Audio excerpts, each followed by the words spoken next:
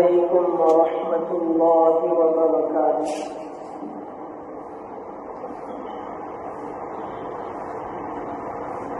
الحمد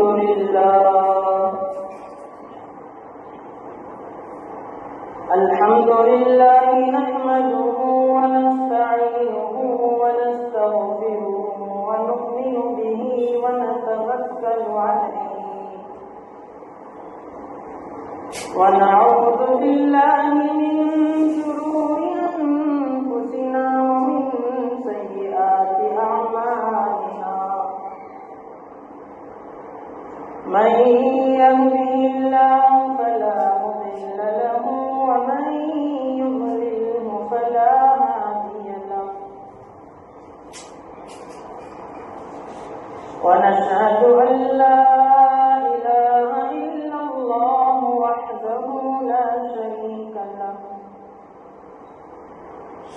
ونشهد أن سيدنا ومولانا محمدا عبده ورسوله، أما بعد فأعوذ بالله من الشيطان الرجيم، بسم الله الرحمن الرحيم، لن ينال الله لحومها ولا دماؤها ولكن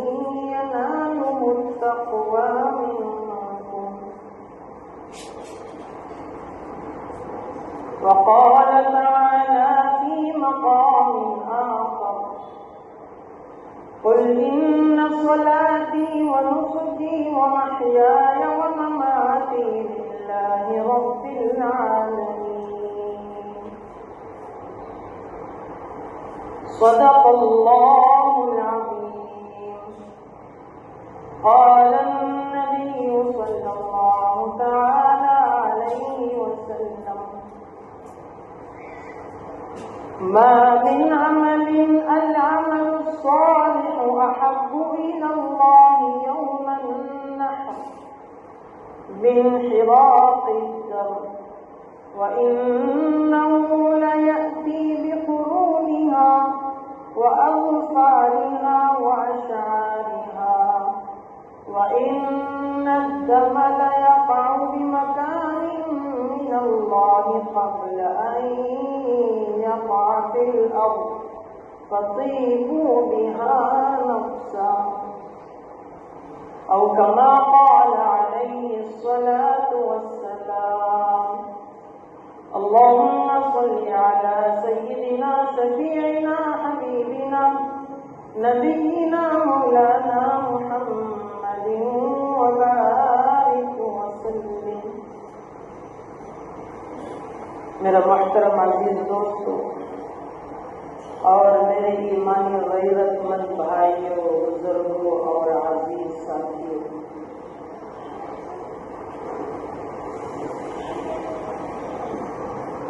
عربی مہینے کے اعتبار سے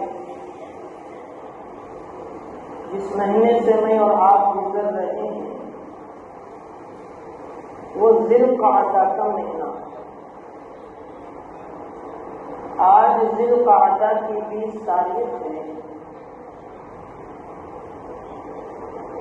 اور گزرتے دنوں کے ساتھ ساتھ میرے اور آپ کی زندگی میں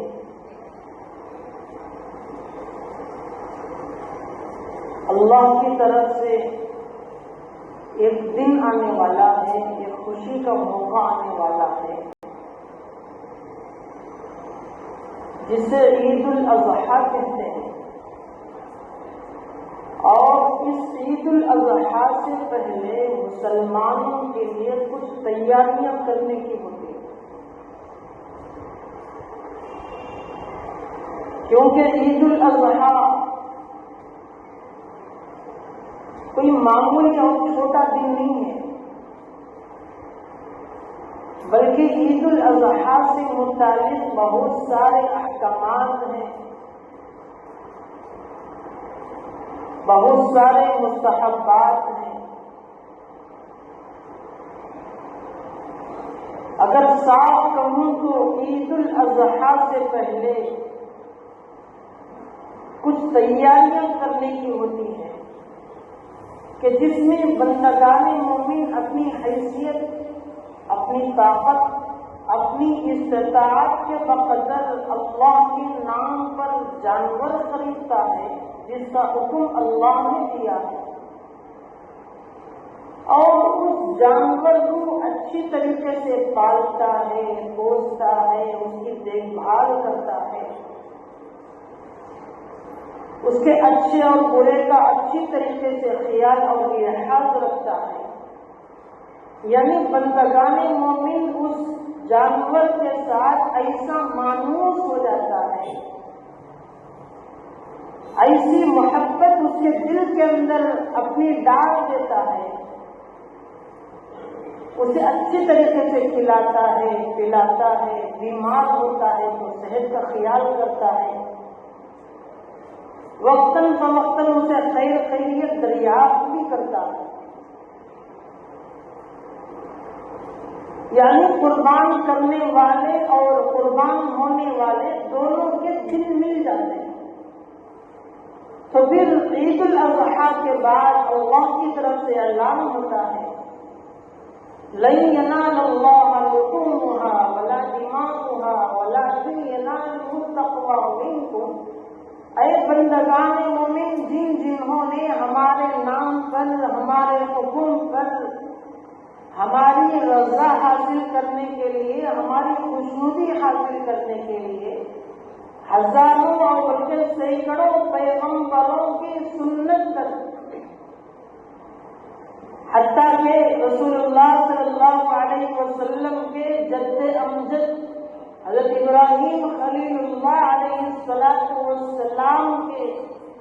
ایک بے مثال عبادت کو انجام دینے کے لیے جنہوں نے بھی اپنے گھروں کے اندر، اپنی دکانوں کے اندر ہمارے نام پر قربان ہونے والے جانوروں کو بند رکھا ہے، چلو اب جا کر ہمارے نام پر اسے ذبح کرو اور اس کے گوشت کو خود بھی کھاؤ اور غریبوں میں بھی تقسیم کرو، مسکینوں میں بھی تقسیم کرو، اور اہل محلہ جن رشتہ داروں کو یا کسی اور کو بھی آپ دینا چاہیں تو آپ دے سکتے ہیں۔ تو یہ اعلان ہوتا ہے اللہ کی طرف۔ تو پھر جو جانور میں اور بندگان مومن میں جو انسیت ہوتی ہے، بسا اوقات قربان ہونے والا جانور بھی اپنے آنکھوں سے آنسو بہا دیتا ہے، کئی مرتبہ بندگان مومن اللہ کی راہ میں جانور کو قربان کر رہا ہوتا ہے، جانور کی جدائی نہ برداشت ہوتے ہوئے یہ بندہ جو قربان کر رہا ہے یہ بھی اپنے آنکھوں سے بے تحاشا آنسو بہا دیتا ہے۔ پھر جو انسیت ہوتی ہے اس انسیت کا اجر و ثواب اللہ تبارک و تعالیٰ اس وقت سے پہلے اسے دے دیتے ہیں جس وقت ذبح کرنے والے نے ذبح کیا۔ جانور کا، قربان ہونے والے جانور کا خون کا قطرہ زمین پر گرنے میں دیر ہو سکتی ہے، لیکن جس نے اللہ کے نام پر جانور کو ذبح کیا اس کی مغفرت ہونے میں کبھی دیر نہیں ہو سکتی۔ اتنی بڑی بات ہے۔ الغرض میرے دوستوں، قربانی سے پہلے بہت سارے مسائل ہوتے ہیں، جن مسائل کو جان کر، جن احکامات کو جان کر اگر ہم یہ عبادت سر انجام دیں گے تو ہماری یہ عبادت اللہ کی بارگاہ میں قابل قبول کہلائے، ورنہ نادانی میں، مسائل سے ناواقفیت کی وجہ سے، جانوروں کے احکام کی ناواقفیت، نہ سمجھنے کی وجہ سے ہم عبادت سمجھ کر جانور کو اللہ کے نام پر قربان کر بھی دیتے ہیں، لیکن اس سے پہلے کئی ہماری غلط فہمیاں ہوتی ہیں، بہت ساری ناواقفیت ہوتی ہے، بہت ساری ہماری یعنی کہ جہالت کی وجہ سے، نہ سمجھ ہونے کی وجہ سے ہم اسے اللہ کے نام پر لٹا تو دیتے ہیں، اللہ کے نام پر قربان کر تو دیتے ہیں، لیکن نہ معلوم ہماری یہ قربانی اللہ کی بارگاہ میں منظور نظر قابل قبول ہوئی ہے یا نہیں۔ اس لیے شریعت نے یہ حکم دیا کہ ہر عبادت سے پہلے، ہر معاملے سے پہلے اس سے ریلیٹڈ جو مسائل ہوتے ہیں، اس سے متعلق جو احکامات ہوتے ہیں، ان مسائل کو جان لینا ضروری ہے، ورنہ مسائل سے ناواقفیت ہوتی ہے، جانکاری نہیں ہوتی تو ہم وہ کام موقع پر کر تو دیتے ہیں لیکن وہ قابل قبول نہیں ہوتے۔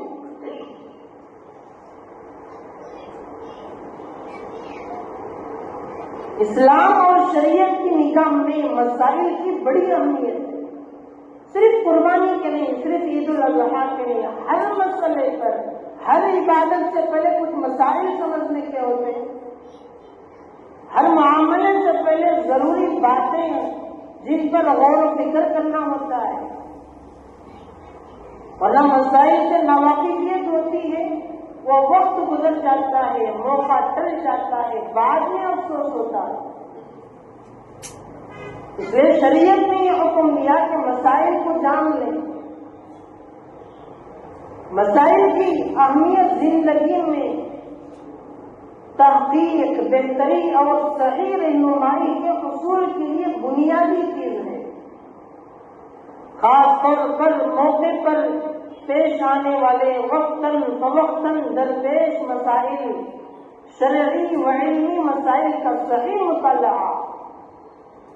اور صحیح معلومات فقہ اور اصول فقہ کے ذریعے سے ان کا حل امت مسلمہ کو شخصی اور اجتماعی زندگی میں اصلاح اور راہ اعتدال ہموار کرتا۔ کوئی بھی عمل کرے صحیح رہنمائی مقصود ہو، کوئی عبادت انجام دے صحیح رہنمائی، جو رہنمائی کرنے والے ہیں، جو رہنما حضرات ہیں، جو مسائل سے واقف ہیں، ان سے مسائل جان لیں کہ بتاؤ بھائی یہ میں عبادت سر انجام دینے جا رہا ہوں، مثلا حج کے لیے میں جا رہا ہوں، بتاؤ میرے لیے کیا کیا ضروری چیزیں ہیں، عمرے کے لیے میں جا رہا ہوں، تیاری چل رہی، بتاؤ مجھے کیا کرنے کے لازمی چیزیں ہیں، میں روزہ رکھنا چاہتا ہوں، حضرت بتاؤ کیا مسائل ہیں میرے لیے، پوچھ لینا، جس سے جہالت دور ہوتی ہے اور علمی صلاحیتیں پروان چڑھتی ہیں۔ موقع پر مسائل کے جان لینے سے، موقع پر متعلق باتوں کے جان لینے سے اور واقعیت حاصل کر لینے سے ہماری صلاحیتوں میں اضافہ ہوتا ہے، ہمارے علم میں اضافہ ہوتا ہے، ہمارے عمل میں اضافہ ہوتا ہے، اور اللہ کی بارگاہ میں بھی ہم قابل قبول بندے کہلاتے ہیں۔ مسائل کی اہمیت کے بہت اہم پہلو، کسی بھی موقع کے مسائل ہوں، ان کے جان لینے سے کیا پیدا ہوتا ہے؟ ایک علمی اور تحقیق کا جذبہ اور فہم پیدا ہو جاتی ہے، یعنی کسی مسئلے، کسی معاملے، کسی عبادت کے بارے میں آپ نے کسی سے مسئلہ پوچھ لیا، اس مسئلے کے ضمن میں آنے والے اور دو چار مسائل کھل جاتے ہیں۔ مثلا آپ نے پوچھا کہ مجھے حج کے لیے جانا ہے اور فلاں چیز کے بارے میں مجھے مسئلہ پوچھنا ہے، بتاؤ، اور جس نے بتایا اس نے اس مسئلے کے ساتھ اس سے جڑا ہوا ایک اور مسئلہ بھی اس کے سامنے کھول دیا کہ بھائی آپ تو یہ کر ہی رہے ہیں، اس کے ساتھ یہ بھی کر لیں تو سونے پہ سہاگا۔ تو جب سننے والوں کو معلوم ہو گیا کہ اچھا اس کے ساتھ یہ بھی مسئلہ ہے، اس کی دلچسپی بڑھ جاتی ہے، اس کا شوق اور ذوق میں اضافہ ہو جاتا ہے، تو بتاؤ کتنی صلاحیت میں اضافہ ہوگا۔ مسائل کی نشاندہی علم کے دروازے کو کھولتی ہے، مسائل کے بارے میں معلومات ہو گئی، تحقیق سامنے آ رہی ہے، جس سے علم کے ہمارے یعنی کہ ہم میں سے ہر ایک کا سینہ گویا کہ علم کا ایک مرکز ہوتا ہے، یعنی کہ ہمارا سینہ اور ہمارا دل، ہمارا دماغ ایک خالی برتن کی طرح ہوتا ہے، ایک خالی لوٹے کی طرح سے ہوتا ہے، اور اس لوٹے کے اندر اچھی چیزیں جائیں گی تو اچھی چیزوں کا شوق پیدا ہوگا، اس برتن کے اندر بری اور ناپاک چیزیں جائیں گی تو ناپاکی اور ناپاک چیزوں کا ذوق بڑھے گا۔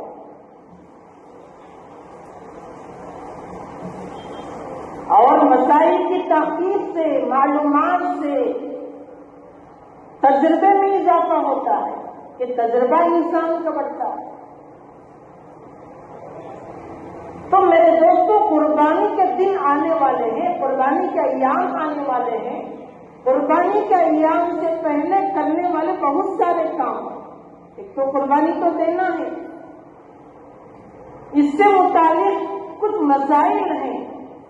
وہ یہ ہے کہ قربانی تو دینا ہے، قربانی کون دے گا، کس کس کے لیے قربانی واجب ہے۔ مثال کے طور پر مجھ پر قربانی واجب ہے تو اب میں قربانی دینے کے لیے مجھے کیا کام کرنا چاہیے؟ یعنی کہ میں بازار چلا گیا، بازار جا کر کوئی بھی جانور خرید لے آیا جو سستے میں ملتا ہے، یعنی کہ ہم تو دیگر معاملات میں بھی یہی دیکھتے ہیں کہ سستی چیز آ جائے۔ مہنگائی کے زمانے میں کوئی چیز سستی میں مل رہی ہے تو ہم اسے حاصل کر لیتے ہیں، لیکن عبادتوں کے معاملات میں سستی اور مہنگائی کا اعتبار نہیں ہے، بلکہ جب اللہ کے نام پر آپ کوئی چیز دے رہی ہے تو سستی اور مہنگائی سے درکنار سب سے اچھی اور بیش بہا قیمتی تحفہ اللہ کی بارگاہ میں دے۔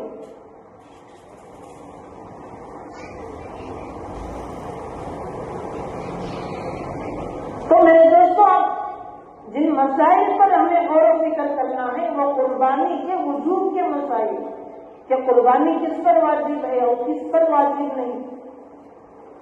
ایک یہ کہ قربانی ایسے شخص پر واجب ہے جو عقل مند ہو، جو سمجھدار ہو، یعنی پاگل نہ ہو۔ دوسری شرط بالغ ہو، نابالغ کر بچے پر قربانی واجب نہیں ہے۔ تیسرا مقیم ہو، مسافر پر بھی قربانی واجب نہیں۔ یہ تین شخص ہوں، عقل مند ہو، پاگل نہ ہو، بالغ ہو، نابالغ نہ ہو، مقیم ہو، مسافر نہ ہو۔ چوتھی شرط، اور اس کی ملکیت میں اتنا مال ہو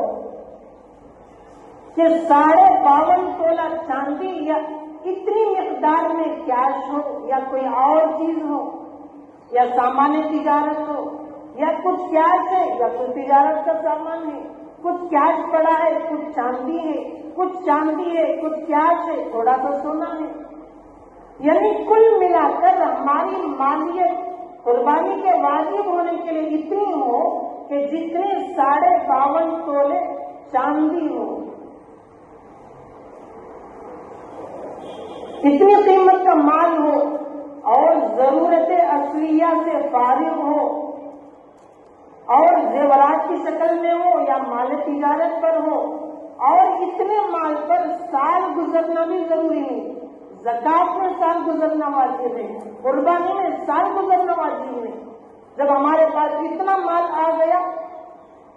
اب 2 دن میں یا کل قربانی آنے والی ہے، تو ایسے صاحب حیثیت آدمی پر واجب ہے کہ وہ فوراً جائے، کوئی جانور جو اللہ کی راہ میں اپنے نام پر قربان کرے، اپنے لیے قربان کرے، وہ جانور لائے اور قربانی دے۔